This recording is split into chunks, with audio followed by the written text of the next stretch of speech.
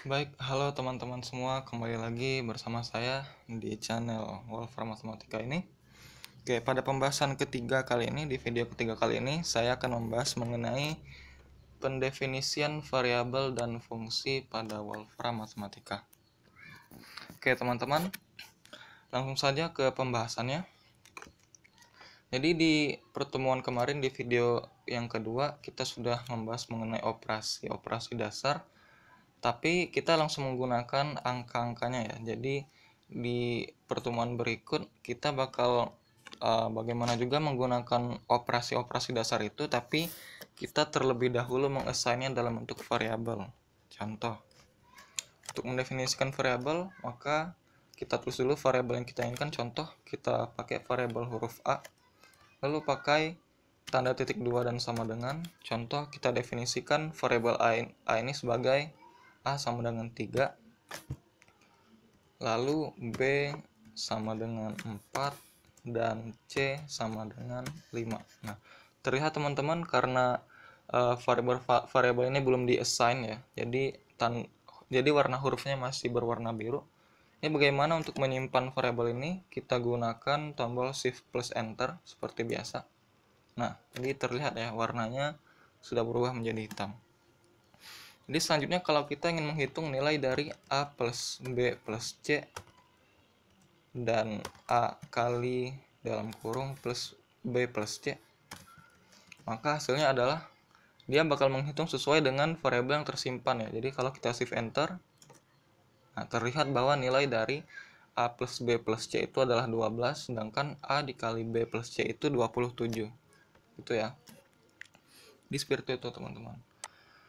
Nah, untuk pendefinisiannya sendiri enggak harus huruf doang ya. Jadi bisa boleh dengan kata atau ya kata. Contoh misal var1 ya, variabel 1 maksudnya kita definisikan sebagai 2 itu ya.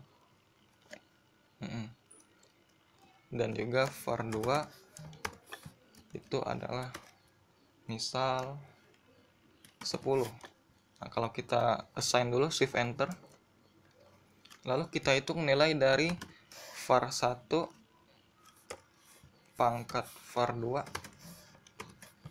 kan nilainya adalah ya 2 pangkat 10 atau 1024.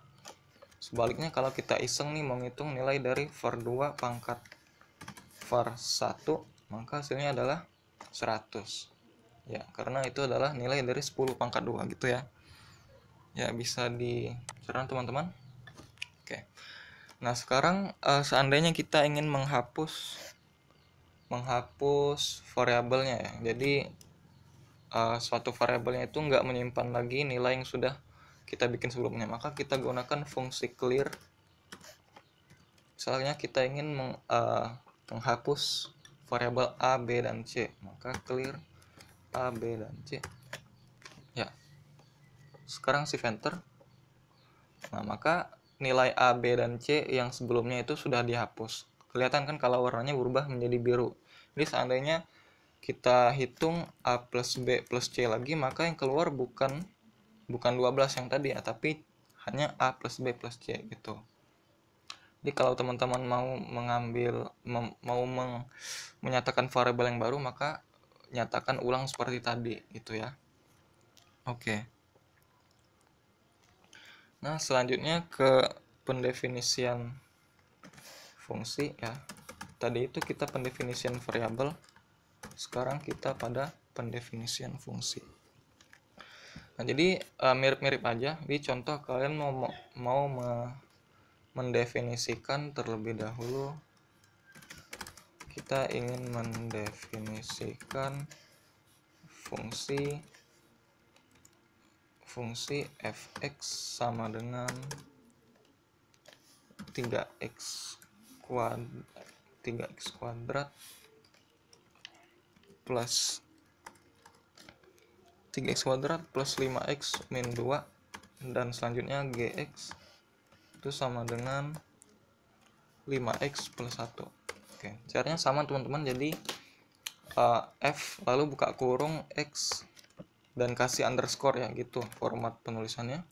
lalu tanda titik 2 sama dengan lagi, lalu masukin fungsinya 3x kuadrat plus 5x min 2. Oke, hati-hati ya. Jadi kalau seandainya di dalam kurung ini x, maka fungsi yang di sini juga harus x gitu biar fungsinya bekerja.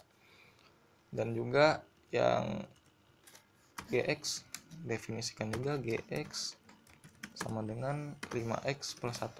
Kelihatan kan ya, kalau dia sudah sesuai maka warna variabelnya bakal berubah menjadi kehijauan gitu. Ya, silahkan di shift plus enter buat menyimpan fungsinya. Maka kalau kita ingin mencari nilai dari F2, maka yang keluar adalah 20 gitu ya. Lalu G1 G1 misalkan K6. Terus kalau mau mencari nilai dari F10 plus G10, maka nilainya adalah 399 gitu ya teman-teman. Ya, jadi dia langsung menghitung ke fungsinya. Dan sama seperti variabel tadi, fungsinya juga nggak harus huruf satu doang, bisa aja kita namakan suatu fungsinya itu dengan suatu kata.